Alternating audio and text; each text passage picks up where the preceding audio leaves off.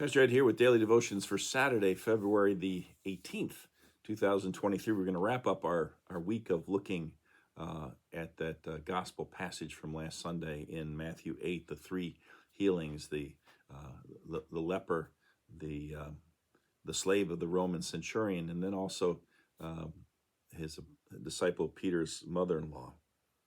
And we saw throughout that reading that there's four occasions actually when either the word healed or cured is used.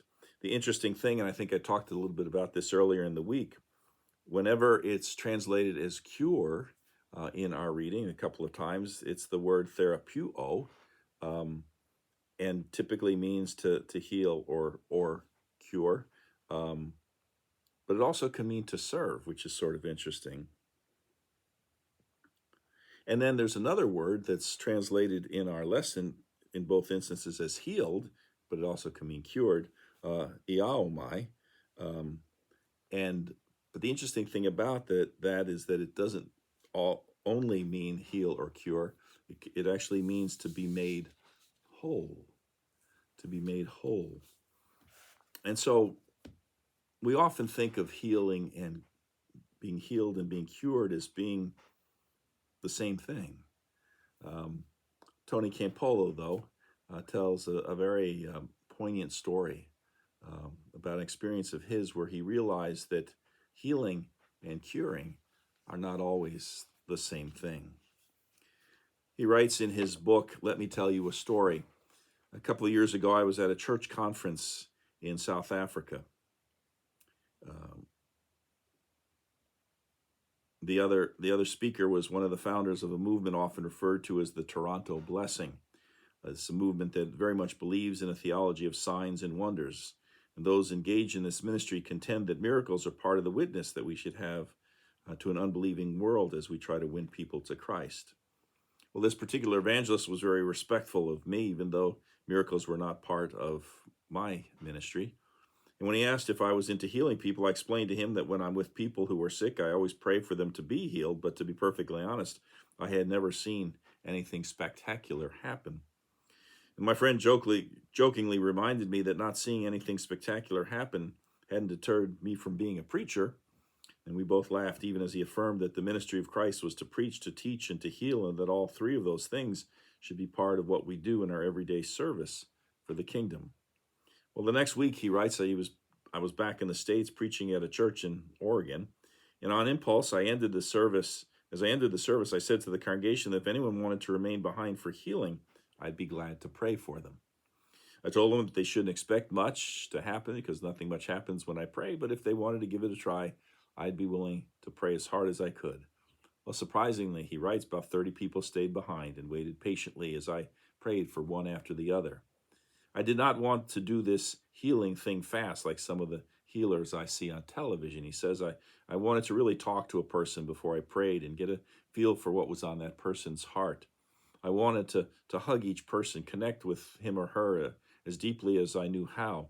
I did that with each of the people who stayed behind, and in each case, I put some olive oil that I brought along with me on each of their heads. It took me over an hour to pray through that little group, but I did it. And what intrigued me was that most of the people who had come for healing had nothing physically wrong with them. One man needed healing for an addiction to pornography. One woman wanted healing for her marriage. Someone else asked healing for anger. But there were a few who did have physical illnesses. Well, 4 days later, I got a telephone call, and the woman at the other end said, Tony, on Sunday, you prayed for my husband. He had cancer. When I heard the word had, my heart quickened, he says. Had cancer? The woman answered, well, he's dead now. And when she said that, I thought to myself, a lot of good I do.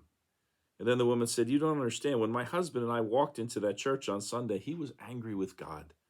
He had cancer and he knew he was going to be dead soon, and he hated God for letting it happen. He wanted to see his grandchildren grow up more than anything else. And at night he would lie in bed and curse God. It was horrible. And the angrier he got toward God, the meaner he was to everyone around him. It was unbearable to be in the same room with him. His nastiness just kept getting worse and worse and worse. But then you laid hands on him on Sunday morning and you prayed for him. And when we walked out of church, I knew there was something different. I could feel it. He was a different person.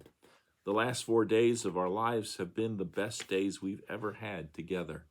We talked and laughed. We even sang hymns with each other. It was a good time. And she paused and then added something really profound. She said, Tony, he wasn't cured, but he was healed. He wasn't cured, but he was healed. And as Tony writes, I hung up the phone knowing that I had learned something about the work of the Holy Spirit. Jesus clearly cured people in his lifetime. But of course, we know that they all ultimately died in the end, as well as we all will. So there's more than just physical healing or being cured. One can be healed. And that's the distinction that Tony makes in that story, and that's a distinction to keep in mind, that there's all kinds of healing.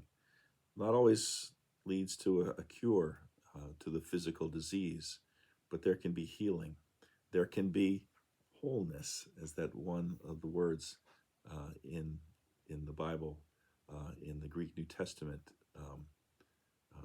is. It's translated as healing or curing, but it really means to be made whole. And that's what Jesus' ministry did in every aspect of a person's life, and that's what we look to experience in our lives and to share with other people as well. We're not always going to be cured, but we will always be healed.